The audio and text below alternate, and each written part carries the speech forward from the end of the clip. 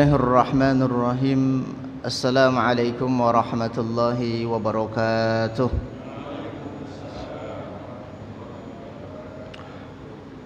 Alhamdulillah wa syukru lillahi wassalatu wassalamu ala rasulillah alladzi la nabiyya ba'dah, la hawla wa la quwwata illa billah.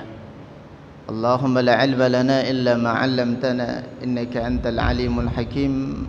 Allahumma a'inna ala zikrika wa syukrika wa husni ibadatika, amma ba'd. Ma'asyiral muslimin, bapak-bapak, ibu-ibu, wabil khusus jajaran para alim ulama, jajaran para pengurus masjid, jajaran para orang tua kami, cerdik pandai hadirin wal hadarat jamaah salat fardhu subuh yang dimuliakan Allah Subhanahu wa taala. Alhamdulillah, tidak bosan-bosannya Bapak Ibu kembali kita memperbaharui daripada rasa kesyukuran kita kepada Allah, yang mana pada pagi hari yang mulia ini, yang penuh dengan keberkahan ini, kita masih bisa melaksanakan sebuah kewajiban kita dalam rangka meningkatkan ubudiyah dan juga ketakwaan kita kepada Allah. Mudah-mudahan Bapak Ibu, apa yang telah kita tunaikan sepanjang daripada hidup kita, sepanjang daripada usia kita, bentuk ibadah tentunya, senantiasa diterima dan juga diridhai di sisi Allah Subhanahu wa taala. Amin ya rabbal alamin.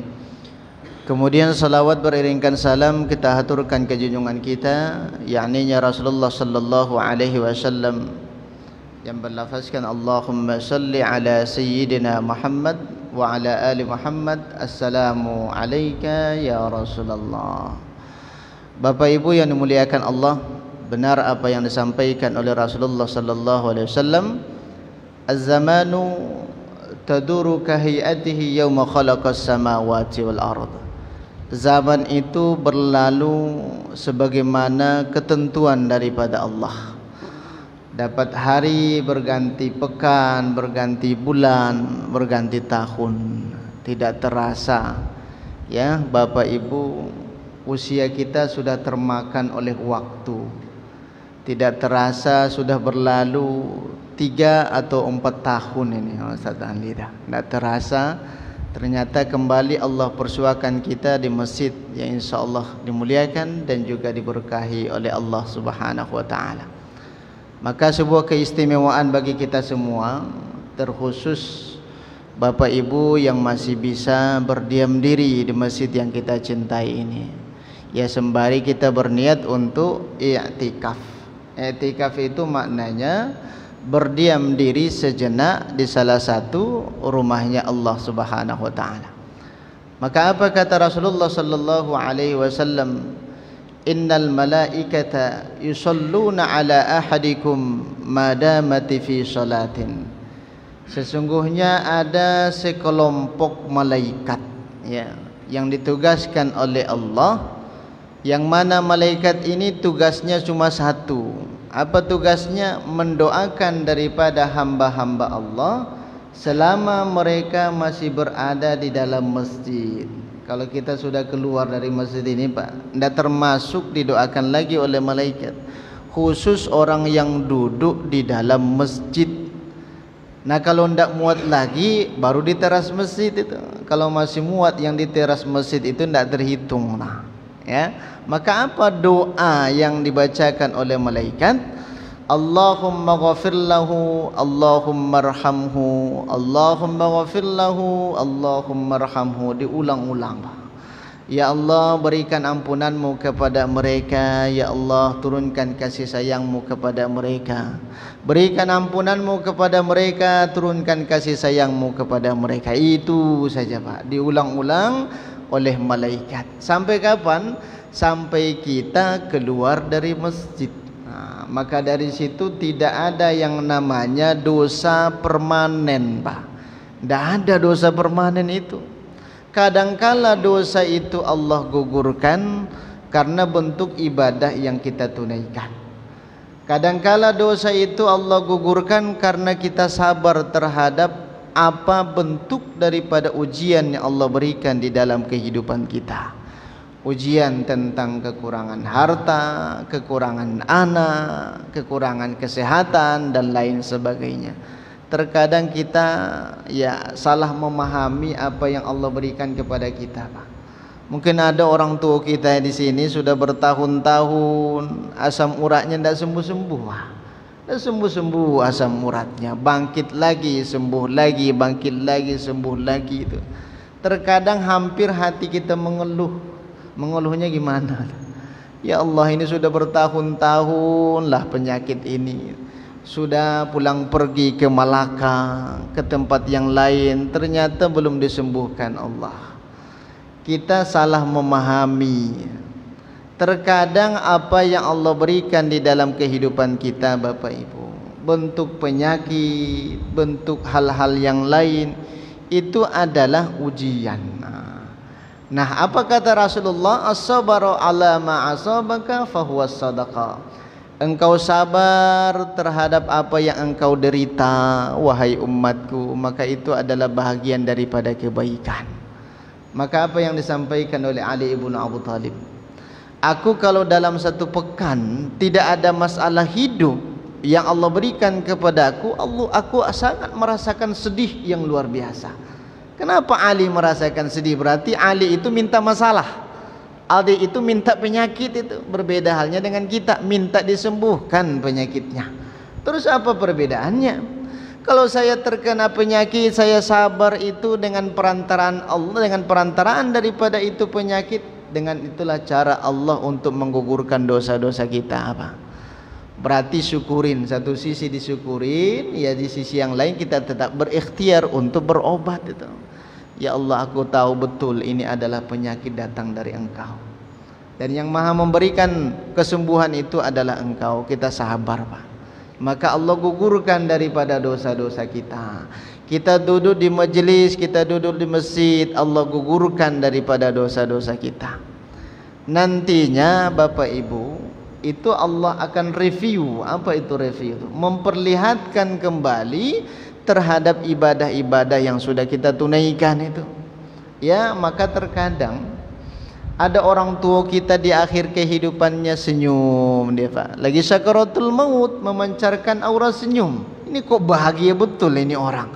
Padahal keluarganya itu sudah sedih yang luar biasa, ditinggalkan oleh ayahnya, ditinggalkan oleh suaminya, istrinya dan lain sebagainya, tapi mereka senyum, tak? Nah, kenapa bisa tersenyum padahal lagi prosesi sakaratul maut? Sakaratul maut itu kan perpindahan antara alam dunia dengan alam barzakh. Sekarat itu sudah hampir end lah kawan itu. Ya sudah hampir ke garis finish. Maka kalau kita lihat ada lampu yang sudah mulai mati, kayaknya lampu ini udah mulai sekarat ya. Dipakai bahasa itu. Padahal sakarat itu bahasa agama. Ya hampir berlalu masa sehingga masuk ke alam yang berbeda, yaitu alam barzakh. Kalau sudah masuk ke alam barzakh tidak ada cerita, Pak.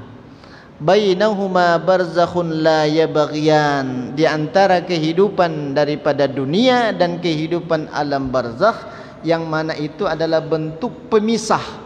Barzakh itu pemisah. Maka kalau sudah ada orang yang sudah meninggal, tidak ada cerita, Pak, kemana-mana dia datang ke rumah, datang ke dapur minta kopi dah. Apakah ada terjadi seperti itu, Pak? Ada. Ada seorang ibu nelpon saya, ya komunikasi. Mohon maaf Ustaz, suami saya beberapa bulan yang lalu meninggal dunia, tapi saya yakin beliau itu belum meninggal. Ya, ruhnya, jasadnya saja meninggal tapi ruhnya belum. Yang namanya ruh itu enggak ada meninggalnya, tuh. Nah.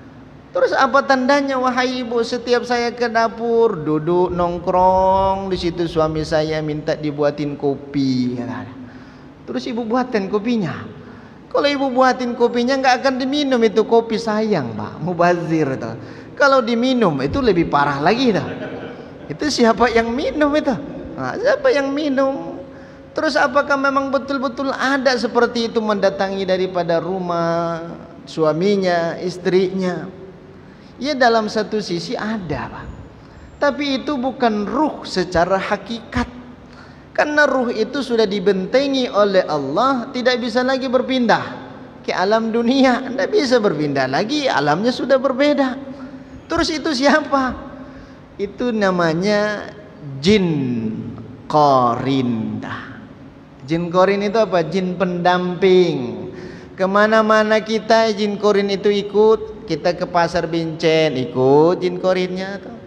Ya kita takziah ikut jin qarinnya. Kita duduk di masjid sekalipun, jin qarin itu tetap ikut duduk di samping kita, Pak. Jangan tengok kiri kanan itu kawan itu. Ini jin qarinnya kok beda orangnya, bukan itu teman kita, bukan jin ya. Terus kenapa kita bisa melihat itu?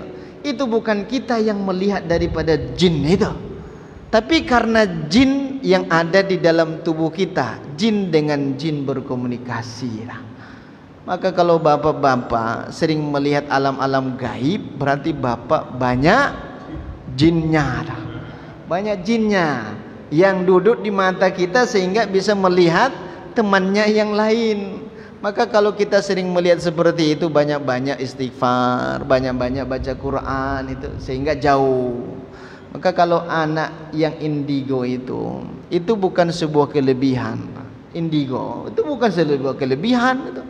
Saya punya anak bisa dia melihat alam gaib, merasa bangga itu orang tua tuh. Ini akal sehatnya hilang dah. Kenapa? Karena mungkin kita belum sampai memahami hal demikian. Itu bukan sebuah kelebihan. Itu adalah penyakit. Penyakit itu. Maka sering-sering diruqyah anak ini, sering-sering suruh baca Quran dia, sehingga jin itu hilang. Kenapa bisa jadi indigo dia? Karena jin itu lebih dominan menguasai daripada jasadnya dibandingkan rohnya. Ya rohnya tetap ada di situ. Maka salah satu ya untuk menghilangkan demikian, melemahkan kekuatan daripada jin kita, ya sering-sering duduk seperti ini, Pak. Ya, jangan lebih sering duduk di kedai kopi dibandingkan di masjid. Kalau di kedai kopi bukan berarti tidak boleh, Pak. Ya, tapi terkadang duduk di kedai kopi tidak terasa sudah jam 12 malam. Ya bukan berarti tidak boleh sama sekali. Kalau tujuan kita untuk silaturahim, berbagi dan lain sebagainya, silakan. Asal jangan menceritakan masalah janda di situ. Ini masalah. Ini janda yang sana gimana? Siapa yang masuk? Engkau. Itu jadi masalah. Tapi kalau memang ada keseriusan, ya nggak ada masalah. Ya kalau dia nak menikah dengan janda, apalagi janda itu punya anak 5, perjuangannya lebih besar, Pak. Berarti potensi pahalanya lebih besar.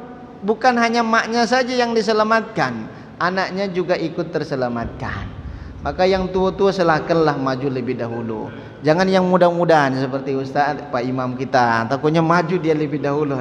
Yang tua-tua saja dulu.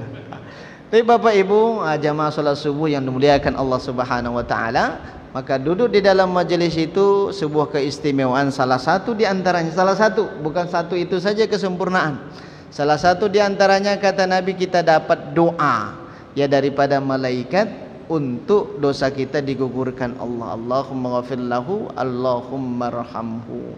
Maka dulu para sahabat itu luar biasa. Mereka termotivasi itu, dimanapun letak daripada rumahnya berangkat, terkhusus solat subuh. Solat subuh itu Bapak Ibu solat yang paling berat dirasakan oleh orang-orang yang memiliki sifat kemunafikan. Itu berat saja tuh. Memang perjuangannya juga berat itu. Allahu Akbar, Allahu Akbar. Loh, ini cepat betul lah ini azan itu, masih sedap. Maka apa kata syaitan itu membisikkan di telinga kita? Num lailatan tawila, wahai fulan, tidurlah engkau, malam masih panjang. Tapi akal kita bunyi, tapi kan sudah azan. Azannya Pak Bapak itu lama betul itu. Tidur engkau 2 menit jadilah, kata setan itu. Kita tidurkan, iya pula nih azannya itu biasanya 5 menit, saya tidurlah 2 menit itu. Padahal alarmnya itu sudah berulang-ulang kali bunyi itu. Alarmnya sudah berulang-ulang kali bunyi. Kita matikan, bunyi lagi, matikan, bunyi lagi. Kenapa? Karena syaitan itu membisikkan, tidurlah engkau. Ini kalau suasana pagi ini sejuk betul, sedap tidur itu. Sedap itu. 2 menit jadilah, kata setan itu. Setelah itu engkau bangun berangkat ke masjid. Ya pula kata kita, tidur 2 menit, bangun ternyata sudah 2 jam. Nah, bangunnya jam 8. Itu namanya tipu daya syaitan. Maka ada salah seorang sahabat bernama Sauban radhiyallahu anhu. Ini terjadi khilafiyah di kalangan para ulama tentang nama. Ada yang mengatakan Sa'ban radhiyallahu anhu, ada yang mengatakan namanya Sauban. Nah, Sa'ban dengan Sauban itu kan beda-beda tipis, tapi orangnya berbeda ini. Kalau Sauban itu artinya seseorang yang sudah memiliki uban. Nah, kalau ada orang tua kita ini sudah banyak ubannya, ya Sauban itu. Ya, Sauban. Nah, intinya kalau sudah banyak ubannya, berarti sebentar lagi hampir mendekati garis finish itu, Pak. Ya, mendekati garis finish. Kita harus memahami itu adalah tanda Allah, tanda yang Allah berikan kepada kita. Dulu jenggotnya masih hitam, rambutnya masih hitam, sekarang sudah mulai berangsur-angsur memutih. Ya, itu kan tanda alamat yang Allah berikan kepada kita. Maka saya tengok tadi ketua kita ini kok sudah putih betul jenggot. Dulu 3 tahun yang lalu kayaknya masih agak hitam. Apalagi Pak Bahtiar sudah memutih semuanya. Ya seperti itu. Maka ada salah satu keistimewaan bagi orang tua yang sudah seperti ini, yang disampaikan oleh Rasulullah sallallahu alaihi wasallam, "Ma min muslimin yasibu sayban illa katabat lahu hasanatun." Ketika ada seorang muslim ya, kalau non muslim tidak ada cerita lah, ya tidak masuk kategori dia. Ma min muslimin, ketika ada seorang muslim, kata Nabi, yasibu sayban, yang mana rambutnya sudah berangsur-angsur memutih, satu helai bulu di dalam tubuhnya sudah berubah menjadi putih, katabat lahu hasanatun, Allah catat untuknya satu kebaikan. Ya, berarti kalau kepalanya sudah memutih semua, itu kebaikan semua. Maka kalau sudah memutih rambutnya, Pak, jangan sibuk-sibuk datang ke tukang cukur, dicat lagi rambutnya, cat lagi. Tidak boleh itu. Cat hitam itu menjadi warna hitam itu tidak boleh. Tidak bolehnya seperti apa hukumnya? Haram. Ya, haram hukumnya mencat rambut menjadi hitam. Kenapa? Karena masuk ke dalam kategori tadlis. Tadlis itu membuat tipu daya kepada orang lain. Tapi kan dulu para sahabat pernah Nabi menganjurkan untuk dicat rambutnya menjadi warna hitam. Itu kan helah ini untuk membenarkan apa yang kita lakukan. Nah, kalau kita lihat di dalam sejarah, memang pernah suatu ketika dapat informasi dari intelijen Rasulullah, sebentar lagi wahai Rasulullah, itu kafir Quraisy hendak menyerang kita, ya, hendak menguasai daripada kota Madinah ini. Maka apa kata Nabi? Kumpulkan para sahabat, kumpulkan jajaran para sahabat. Sudah ngumpul di tanah lapang, ditengokin oleh Nabi satu-satu. Nah, loh, ini sepertinya sudah lansia semua nih tentara saya, kata Nabi itu. Sudah pada ubanan semua tuh, sudah memutih. Ini harus ada politik siasah di dalam perang. Maka apa kata Rasulullah? Balik, wahai sahabatku, engkau balik ke rumah. Balik pulang dulu ke rumah masing-masing. Setelah itu balik lagi kumpul di sini. Untuk apa ya Rasulullah? Kata sahabat, untuk mencat rambut kalian menjadi hitam. Bingung para sahabat. Iya juga ini. Inilah kesempatan kita jadi muda lagi kan kita. Akhirnya dicat. Setelah hitam kumpul balik. Sudah kumpul kita berangkat. Berangkat perang. Kafir Quraisy itu ketika ada intel mereka untuk memata-matai umat Islam, terlihat oleh dia, ini kok umat Islam muda-muda semua nih, nggak ada orang tua tuh. Disampaikan ke komandannya, wahai komandan, itu umat Islam kayaknya kuat mereka. Kenapa engkau mengatakan demikian? Itu ndak ada satupun kepala mereka yang ubanan itu. Ini kayaknya kalah kita, ini keok kita nih. Itu kan semangat mereka sudah mulai pudar. Ya, karena siasat tadi, padahal itu suruhan daripada Rasulullah. Maka dimenangkanlah peperangan itu. Berarti tujuannya dicat rambut itu untuk apa? Ya untuk jihad itu. Kalau sekarang jangan berasasan jihad. Saya berjihad Pak Ustaz. Jihad kemana? Jihad mencari nafkah, kata dia. Maka bolehlah saya cat rambut. Jangan. Tidak boleh.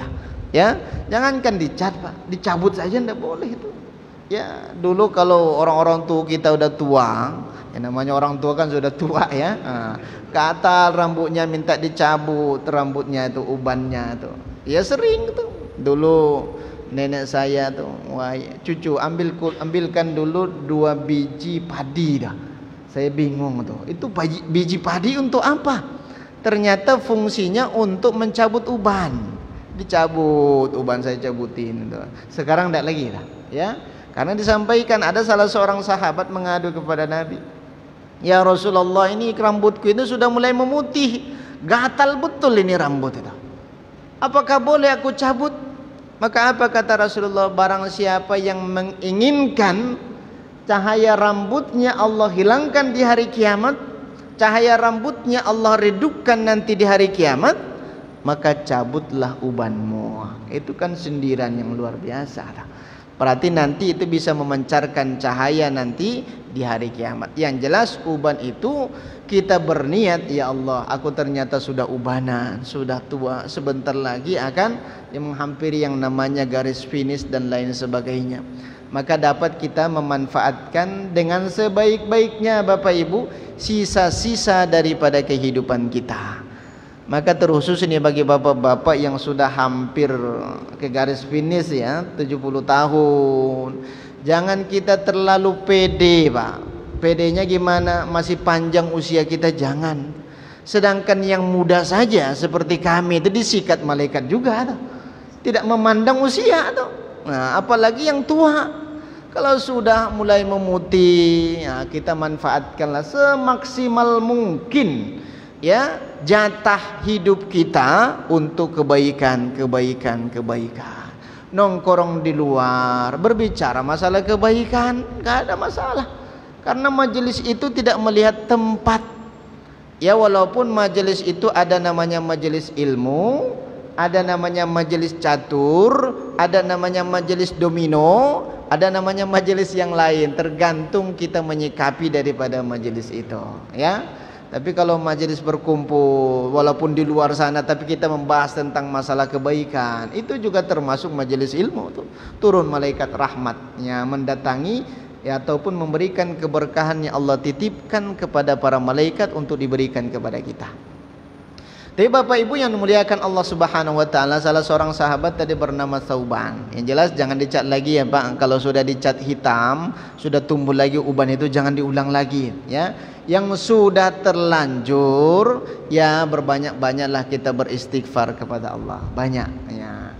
Sehingga Allah gugurkan dosa-dosa kita.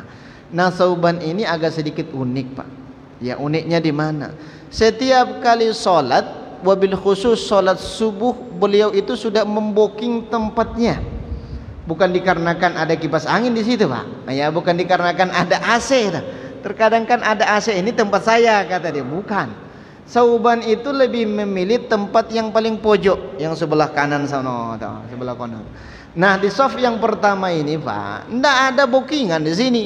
Ya siapa saja boleh. Terkadang kan agak, waduh saya nggak cocok nampaknya di saf yang pertama. Jangan. Itsar di dalam ibadah itu makruh. Apa itu itsar? Mendahulukan orang lain ya untuk melakukan sebuah kebaikan. Ya berbeda halnya dengan posisi imam Pak ya. Karena imam kita ada dua nih, mereka lebih berkompeten maju ke depan dibandingkan saya. Saya masih kategori musafir itu. Nah, kategori musafir. Nah, kalau kita makmum ini ya silahkan saja ya fastabiqul khairat, berlomba-lomba. Tapi yang paling khusus tempat di belakang imam. Nah, ini alhamdulillah ini sudah disediakan. Kenapa? Kalau yang berdiri di belakang imam ini Pak harus bisa menggantikan imam apabila ada uzur. Uzurnya seperti apa? Mungkin imamnya batal. Jangan jamaahnya seluruhnya batal, walaupun imamnya batal sholat. Kalau imamnya batal, yang otomatis maju itu yang di belakang imam, maju dia. Nah, itu yang melanjutkan sholatnya, bukan sholatnya dibubarin itu. Nah, kalau Bapak belum pernah jadi imam, ya agak geser ke samping lah, ya jangan pas di belakang imam. Pas di belakang imam itu posisinya daripada Abu Bakar Ketika Nabi posisinya imam, Abu Bakar di belakang. Itu kan sudah ada tanda ketika Nabi wafat, kekhalifaan itu akan digantikan oleh Abu Bakar As-Siddiq. Maka Sauban itu beliau lebih memilih paling pojok sana. Kenapa Sauban lebih memilih paling pojok? Karena yang sebelah kanannya itu sudah mentok dengan dinding, di belakangnya itu orang, di sampingnya orang. Untuk meminimalisir memberikan dampak gangguan kepada saudara kita. Ini makruh juga. Ya, salah satu contoh, kalau kita menggunakan baju bola bertuliskan di belakangnya ya Cristiano Ronaldo dan lain sebagainya, jangan di saf pertama, Pak. Kenapa? Karena saf yang kedua terbaca oleh dia. Allahu Akbar, nampak dia Cristiano Ronaldo. Akhirnya berkurang kekhusyukannya di dalam sholat. Maka tidak dianjurkan, bukan berarti tidak boleh ya Pak, boleh. Tidak dianjurkan seseorang membawa baju, memakai baju ke masjid yang bertuliskan di belakang. Apapun bentuk tulisannya itu dimakruhkan. Kenapa? Karena orang di belakangnya pasti berusaha untuk membaca itu. Apalagi dulu ada namanya kaos oblong, kaos dagadu dari Jogja, itu tulisannya panjang betul. Itu waktu kecil itu ketika sholat 4 rakaat sampai kita selesai membaca bajunya. Rakaat pertama 2 baris, rakaat kedua 2 baris lagi. Itu kan memberikan dampak, ya, dampak mengurangi kekhusyukan sholat kita. Begitu juga dengan Sauban itu. Nah, begitu juga dengan perkara masalah sholat kita. Kalau sudah takbiratul ihram, itu setan itu membisikkan, itu kepalamu gatal, telingamu gatal dan lain sebagainya, Pak. Ya, kalau kita sudah takbir Allahu Akbar, maka setan yang lari terbirit-birit tadi datang lagi. Kapan setan ini terbirit, Pak? Ketika azan berkumandang. Idza nudiyatil azan kana syaitan, apabila azan itu dikumandangkan maka syaitan itu merasa was-was, terganggu dia sampai sembunyi ke tempat yang tidak terdengar lagi suara azan. Maka mohon maaf ini, Pak, ya. Kalau bapak-bapak merasa terganggu dengan seruan azan, buru-buru dah ruqyah tuh, Pak. Ya, kita sebenarnya bukan kita ini yang terganggu azannya, tapi setan yang ada di dalam tubuh kita. Apalagi terganggunya kita pas pula corong mic itu ke rumah kita. Ini corong mic itu ke rumah saya, katanya. Harusnya kita bersyukur itu. Bersyukur untuk melemahkan jin ataupun syaitan yang ada di dalam tubuh kita. Nah, ketika takbir ini mohon maaf betul tanpa terkecuali itu. Saya pernah seseorang berdiri di samping saya sholat, ketika takbir sibuk dengan perkara-perkara yang tidak bermanfaat, Pak.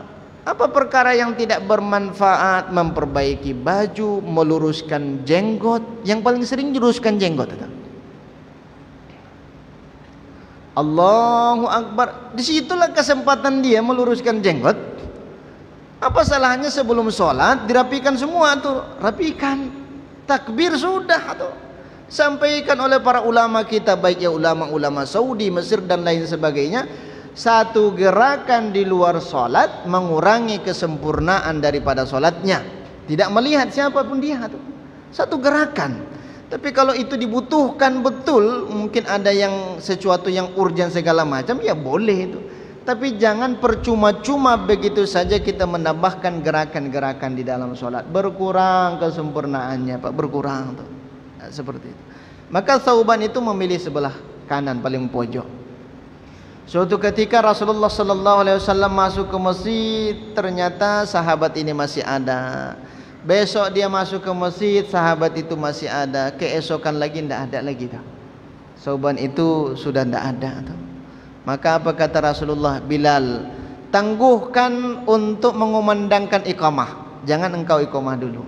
Kenapa? Karena sahabatku belum datang. Maka boleh itu.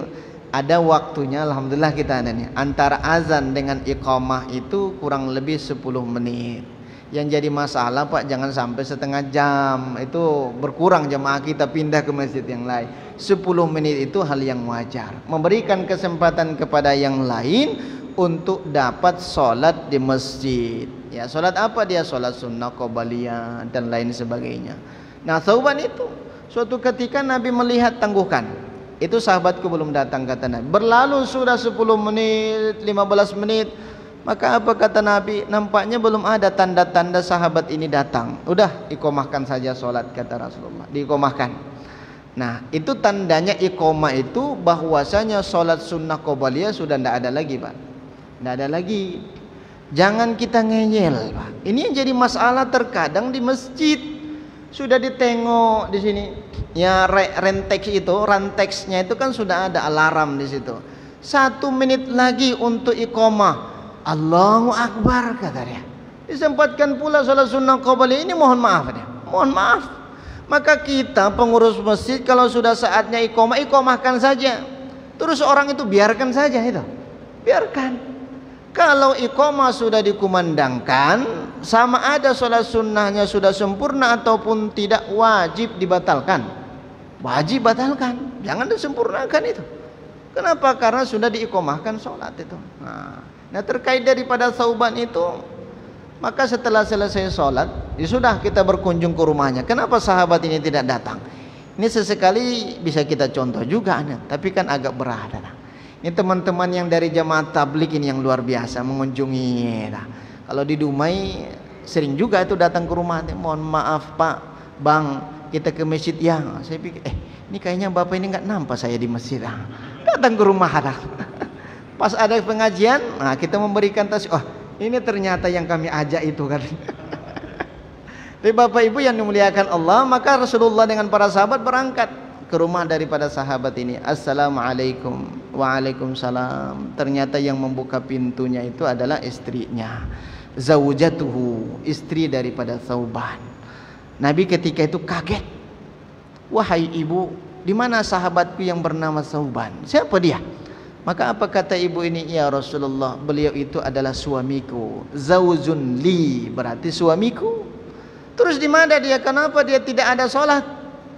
Maka apa kata seorang ibu? Innahu qad mata, wahai Rasulullah, sesungguhnya sahabat itu telah meninggal dunia. Nah, meninggal dunialah yang menyebabkan sahabat ini tidak terlihat sandalnya lagi di masjid. Maka jangan terlalu dipusingkan kalau ada di antara kita kehilangan sandal di masjid. Yang paling parah itu tidak pernah sandalnya terlihat di masjid. Terlihatnya kapan dia ke masjid? Kalau sudah meninggal baru digotong rame-rame. Ini yang lebih parah itu. Nah, parahnya luar biasa. Maka di mana dia telah meninggal dunia tadi malam? Biasanya kalau di Arab itu Pak, meninggal dunia maghrib, selesaikan itu fardu kifayahnya. Ya, lebih cepat diselesaikan lebih bagus. Tidak bertele-tele. Kalau kita terkadang bermacam ragam. Ada saudaranya yang dari Makassar belum sampai ke Tanjung Pinang. Dari Makassar berapa lama? 2 hari tersiksa jenazah. Ini tidak boleh. Ya, jangan sampai dimalamkan kecuali dalam ujur syar'i betul. Ujur syar'i betul. Kalau masih terjangkau ya kita tunggu. Kalau tidak terjangkau lagi selesaikan.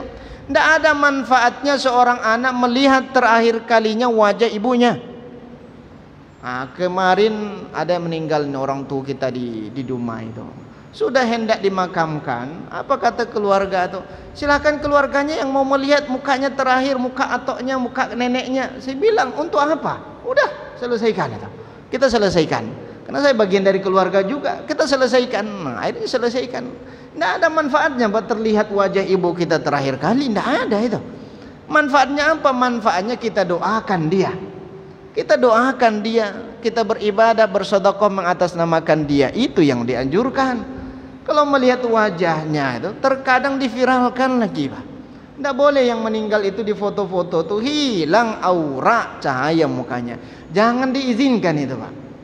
Terkadang kan diposting ketika meninggal. Ini lagi meninggal. Yang sudah terbiasa itu jangan diulang lagi. Ya, orang meninggal itu diminimalisir untuk diposting. Siapa yang meninggal, nggak ada yang tahu ini siapa yang kenal nggak atau tidak. Boleh saja kita posting, tapi foto yang masih dia hidup, bukan ketika wafat, ketika dikafani dan lain sebagainya. Sesungguhnya beliau itu telah meninggal dunia ya Rasulullah.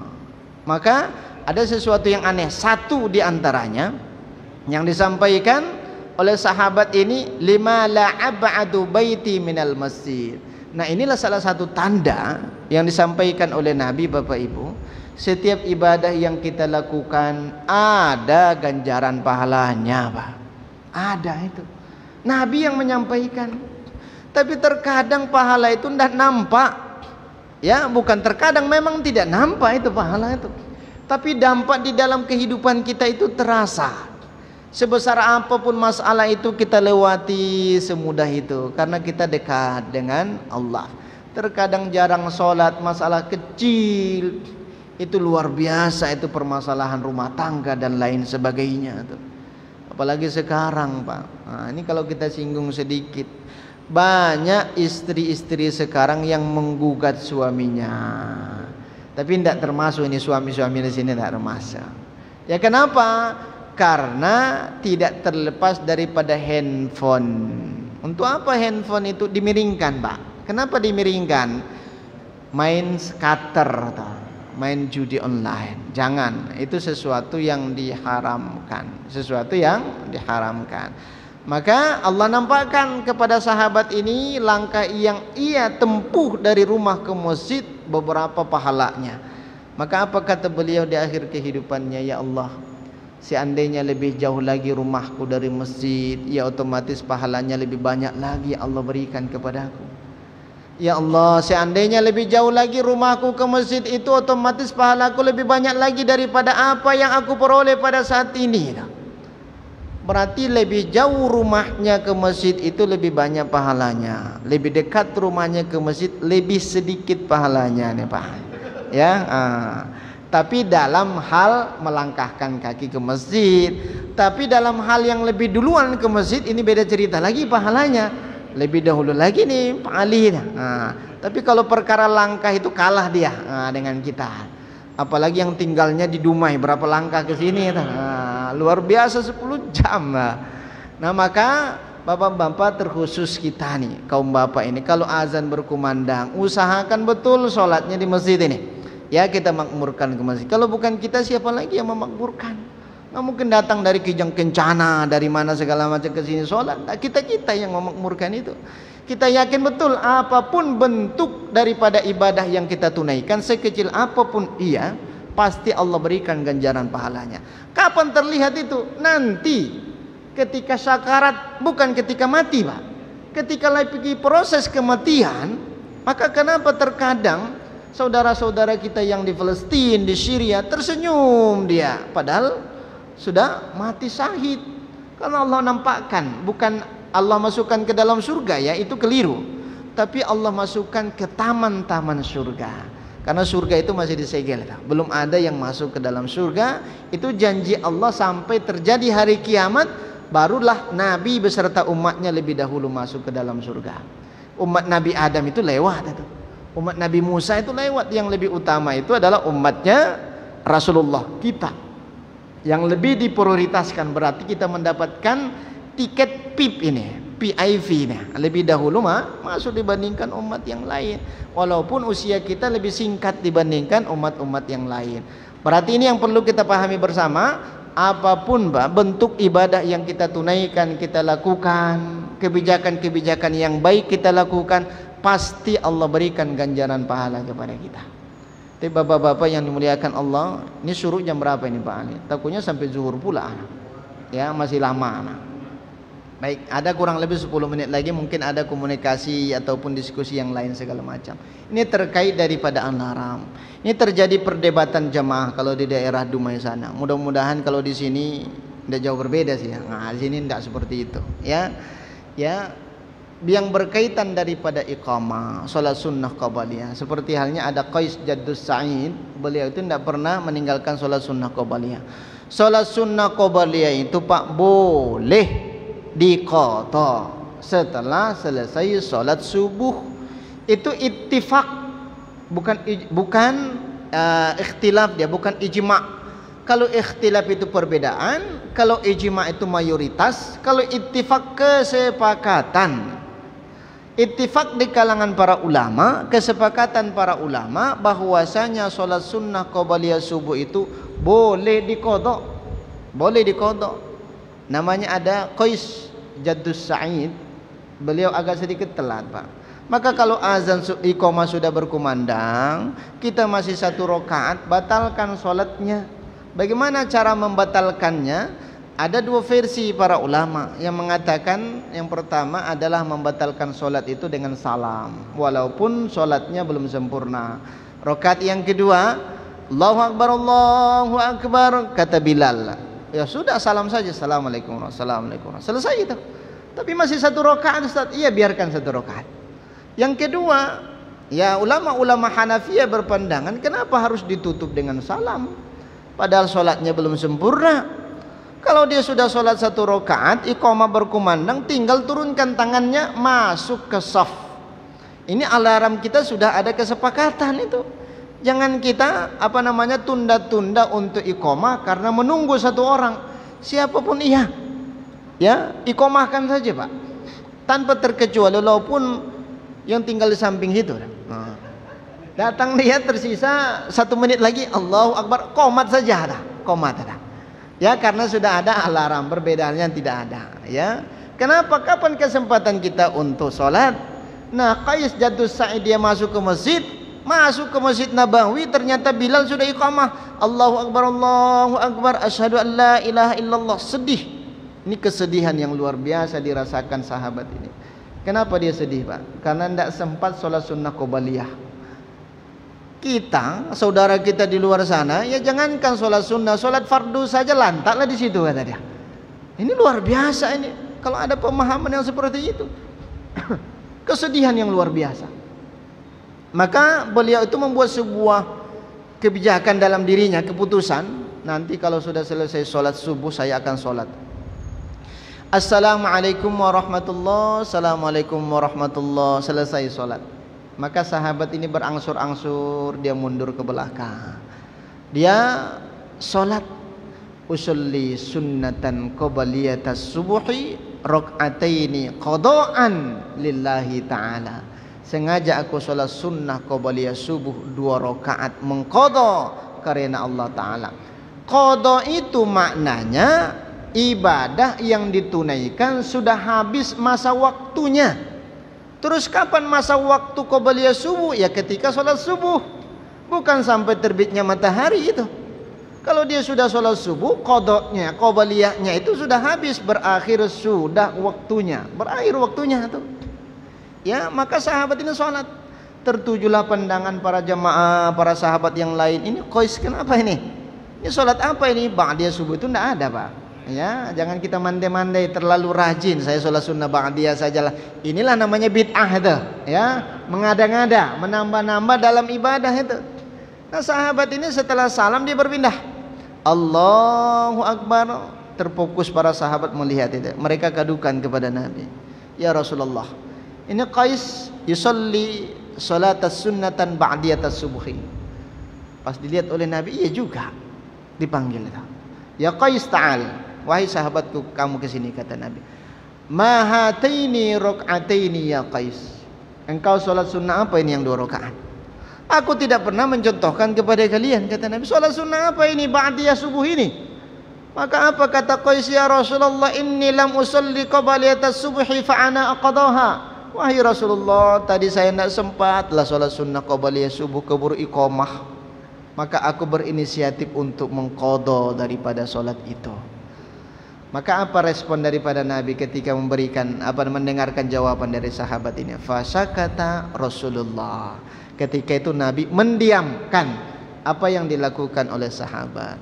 Berarti diamnya Rasulullah, kata di dalam kitab Al-Muqni Ibnu Qudamah, apa kata beliau? Sukutu Rasulullah sallallahu alaihi wasallam ala ma fa'ala as-sahaba yadullu 'ala al-ibahah. Diamnya Nabi melihat perilaku sahabat itu adalah pertanda dibolehkan ibadah itu. Dibolehkan. Berarti ba'diyah qadha itu ada, sudah disyariatkan, ittifaq ulama. Tapi jangan termotivasi untuk mengqadha. Nah, ini yang jadi masalah. Ya sudah, saya qadha sajalah, kata dia. Ini jadi masalah. Ya jangan termotivasi. Kalau telat, tinggal sholat sunnah qabaliyah saja ditunaikan setelah subuh. Setelah subuh itu. Karena Nabi menyampaikan rak'ataini qabala sholatis subhi khairum minad dunya wa ma fiha. 2 rakaat sebelum subuh ini Pak, 2 rakaat ini kan sholat sunnah qobliyah ini 3 menit, cuman 4 menit itu sholat sunnah lebih cepat penyelesaiannya dibandingkan sholat fardu. 2 rakaat engkau tunaikan, kata Nabi, itu lebih baik di sisi Allah nanti di hari kiamat dibandingkan dunia beserta isinya Pak. Bukan permisalannya kota Tanjung Pinang, tidak main Pak ya. Nabi memisalkan itu dunia itu berapa triliun ton, itu perbandingan yang disampaikan oleh Nabi dibandingkan dengan sholat sunnah 2 rakaat. Maka jangan sampai tertinggal Pak. Kalau sudah telat masbuk kita selesai sholat, mundur ke belakang sholat saja ya. Sengaja aku sholat sunnah qobliyah subuh mengqadha karena Allah Ta'ala. Allahu Akbar. Kesepakatan ulama boleh. Mereka berbeda itu tentang waktu pelaksanaan qadanya kapan. Nah, di sini letak perbedaannya.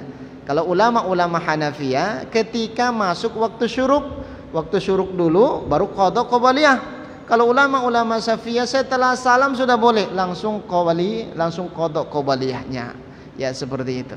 Ini kan menambah daripada tambahan ibadah-ibadah kita nantinya. Tapi Bapak Ibu yang dimuliakan Allah, ini masih ada waktu kita nih, kurang lebih 5-10 menit lagi. Kalau tidak ada kita tutup. Ya, silakan. Mungkin ada beberapa hal yang perlu kita diskusikan. Kalau saya lanjutkan ini 1 jam lagi, Pak. Ya silakan, Bapak Ibu. Terus bagi bapak-bapak, ada yang perlu ditanyakan? Kayaknya tidak ada. Ya, silakan yang lain. Tidak ada. Ini perdana terus ini Ustaz Ali ini. Fadhal ya Syekh. Assalamualaikum warahmatullahi wabarakatuh. Ustaz, terkait dengan sholat sunnah tadi atau sunnah yang ingin saya tanyakan soal sunnah wudu, Ustaz. Kita kan kadang-kadang ada juga berwudu di rumah. Apakah gugur sholat sunnah wudu ini ketika kita sholatnya di masjid? Ya. Mungkin kita berpegang pada hadis Nabi apabila masuk masjid kan melaksanakan 2 rakaat. Ya. Apakah gugur sholat sunnah wudu ini? Kan jarak waktu kita dari rumah ke masjid kan sudah berapa menit? Apakah diharuskan selesai wudu langsung sunnah wudu? Baik, salah satu fungsi daripada sholat-sholat sunnah itu Bapak Ibu untuk menyempurnakan sholat fardu kita. Yang tadi kurang sempurna sholatnya, yang menyempurnakan itu sholat sunnah, terkhusus sholat sunnah rawatib, sholat sunnah wudu, sholat sunnah tahiyatul masjid, sholat sunnah malam, sholat sunnah tahajud dan lain sebagainya. Itu fungsinya menyempurnakan sholat-sholat kita yang kurang sempurna. Nah, sholat sunnah wudu ditunaikan ketika kita selesai wudu. Sholat sunnah tahiyatul masjid ketika kita memasuki masjid. Apabila engkau memasuki daripada masjid, kata Rasulullah, fala tajlisanna ahadukum qabla ayyarka rak'atain. Jangan engkau duduk sebelum sholat sunnah 2 rakaat. Sholat sunnah wudu, sholat sunnah tahiyatul masjid, sholat sunnah qabliyah. Ketika kita masuk ke masjid ternyata waktu 3 menit lagi, maka 2 diantaranya gugur. Sholat sunnah wudu, sholat sunnah tahiyatul masjid. Lebih diprioritaskan sholat sunnah qabliyah. Lebih diprioritaskan karena azan sudah berkumandang. Berbeda halnya ketika kita masuk masjid, waktu masih panjang. Ya masih panjang, kurang lebih masih ada 10 menit lagi itu. Nah, mana yang lebih dahulu kita tunaikan? Tahiyatul masjid. Bukan sholat sunnah wudu itu, tahiyatul masjid. Kalau bisa sholat wudunya di rumah, kalaupun tidak di masjid hendak kita tunaikan, urutannya adalah tahiyatul masjid dulu. Karena disampaikan oleh Nabi, la tajlisanna ahadukum. Jangan engkau duduk dulu. Jangan engkau beraktivitas dulu yang lain sebelum 2 rakaat engkau tunaikan. Sebenarnya bukan hanya duduk doang. Itu penafsiran, pensarahan daripada hadis itu. Duduk itu kan waktu yang masa yang pekerjaan yang membutuhkan waktu. Begitu juga dengan pekerjaan-pekerjaan yang lain, maksudnya bukan hanya duduk doang. pekerjaan yang lain, masuk ke masjid prioritaskan sholat dulu, namanya tahiyatul masjid. Sudah itu baru sholat sunnah wudu. Kalau masih ada waktu panjang, barulah sholat sunnah qabaliyah. Qabaliyah itu 2 rakaat sebelum zuhur, salam, masih ada waktu, berdiri lagi, engkau tunaikan 2 rakaat lagi, maksimalnya 4 rakaat, 4 rakaatin qabala sholatiz zuhri. Berarti memang qabaliyah ini lebih dianjurkan kita tunaikan di rumah. Tapi kalau tidak sempat, agak sedikit lebih tergesa-gesa, ya boleh kita tunaikan di masjid. Boleh. Kita khawatir tidak sempat menunaikan itu, tunaikan di rumah, di masjid juga boleh. Ini namanya qabaliyah. Nabi selalu menunaikan sholat sunnah rawatib itu di rumahnya. Karena rumah Rasulullah itu dempet. Ya sama dengan teman kita yang samping dempet, hampir dempet lah. Ya qabaliyah ba'diyah. Jangan kita menyimpulkan, oh ini kok jarang qabaliyahnya. Iya tunaikan di rumah toh. Iya tunaikan di rumah. Tapi qabaliyah itu tidak berlaku apabila kita sholatnya di rumah. Tidak berlaku gimana? Tidak berlaku seruan iqamah. Kalau iqamah di masjid, ya ibu ini sholatnya di rumah, ya tetap dia boleh sholat sunnah qabaliyah.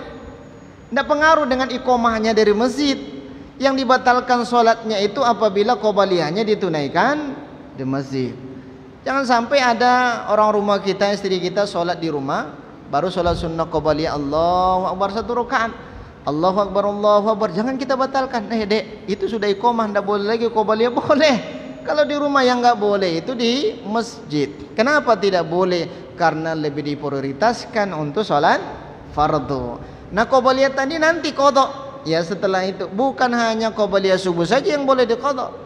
Ya qabaliyah zuhur juga boleh diqadha tuh. Nabi pernah melakukan demikian setelah kejadian apa yang dilakukan oleh Qais Jaddus Sa'id tadi. Ya, seperti itu. Taib Allahu a'lam bissawab. Silakan Bapak Ibu yang lain. Kalau tidak ada, ya silakan Pak.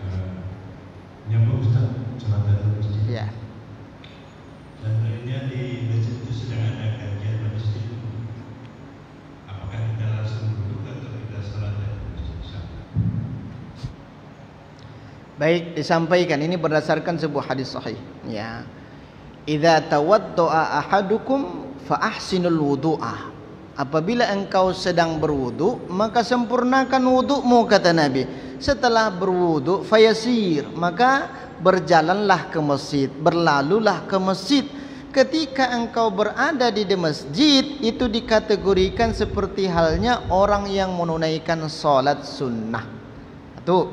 Yang kedua, majelis ilmu itu derajatnya lebih tinggi dibandingkan salat sunnah. Dibandingkan salat sunnah itu. Ya, maka disampaikan oleh Nabi, waktu yang kita gunakan untuk duduk seperti ini itu lebih mulia, Pak. Walaupun agak sedikit berat perjuangan, perjuangannya ada. Ya walaupun seperti itu, dibandingkan waktu yang sama kita gunakan untuk salat sunnah. Ada orang tua kita 2 rakaat berdiri dia, salat lagi 2 rakaat berdiri dia, padahal majelis ada. Itu lebih mulia duduk di majelis itu. Jangankan sholat sunnahnya, baca Quran pun lebih mulia duduk di majelis ilmu. Pernah salah seorang bertanya, seorang syekh kabir di di daerah Arab sana. Wahai syekh, baca Quran itu bagaimana bentuk pahalanya? Luar biasa pahalanya, kelipatan-kelipatan pahala, Pak. Itu 1 huruf, 1 pahala menjadi 10 pahala 1 huruf. Terus ketika azan berkumandang, apakah saya berhenti ngaji ini menjawab azan itu, mendengarkan azan itu? Maka apa kata syekh ini? Baca Quran ibadah yang luar biasa, menjawab azan itu juga pahala. Tapi ingat, baca Quran itu boleh kita tunaikan kapan saja. Boleh di masjid, boleh di rumah. Tapi kalau azan itu ada masanya, paling mungkin 5 menit. Maka apa kata syekh ini? Tutup dulu Al-Quranmu. Tutup Al-Quranmu, jawab dulu azan itu. Ini azan, apalagi majelis ilmu. Ya, tutup dulu bacaan Quranmu. Ya jangan engkau sholat dulu. Maka kita duduk-duduk di majelis ilmu, sudah selesai baru tunaikan ibadah-ibadah yang lain. Karena ini ibadah tertentu. Ya, tidak alat dawam. Alat dawam itu boleh saja kita lakukan. Ini bapak kalau balik ke rumah, ya bisa kita baca Quran balik. Tapi tidak mungkin ada majelis ilmu kecuali dikumpulkan anak bininya. Takutnya dikumpulkan anak-anak, dikumpulkan istri bercerita masalah hutang. Nah, itu bukan majelis ilmu. Ya seperti itu. Berarti lebih utama duduk. Lebih utama duduk dibandingkan ibadah-ibadah yang lain, kecuali yang fardu ya, kecuali yang wajib ya, karena derajat majelis itu luar biasa ya. Allah angkat derajatnya sampai ke sisinya Allah. Allahu a'lam bishawab. Silakan Bapak Ibu. Tidak ada nampak ya. Ya sudah mulai. Ya silakan. Ya.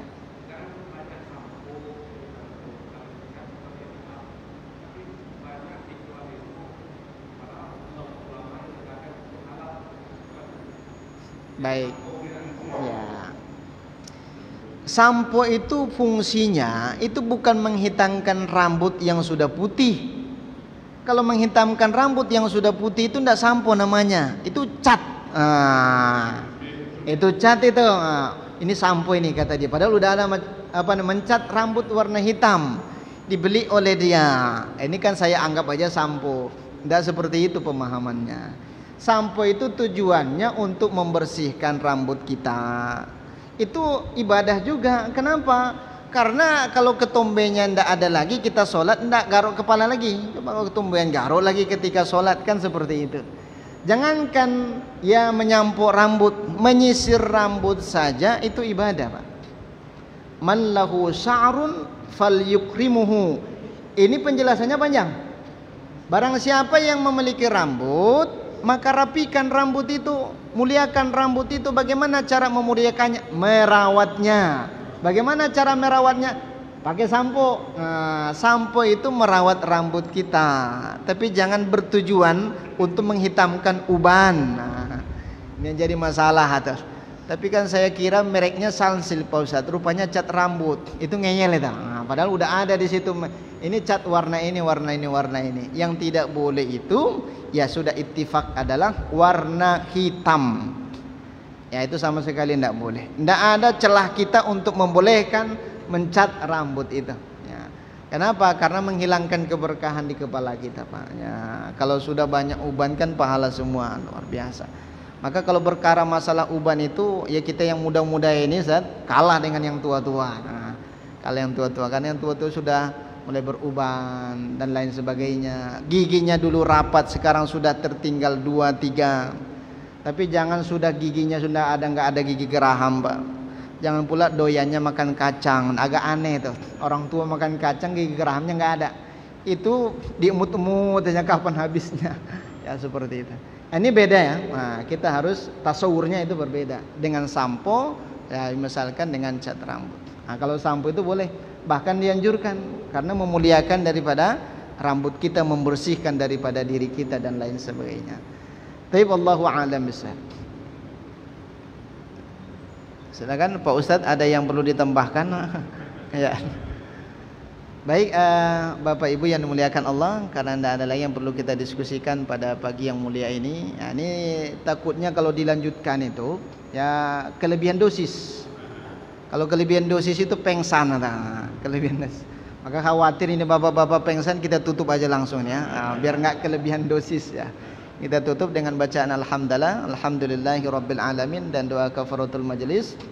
Subhanakallahumma wa bihamdik, asyhadu an la ilaha illa anta, astaghfiruka wa atubu ilaik. Akhir kalam ini, wassalamu alaikum warahmatullahi wabarakatuh.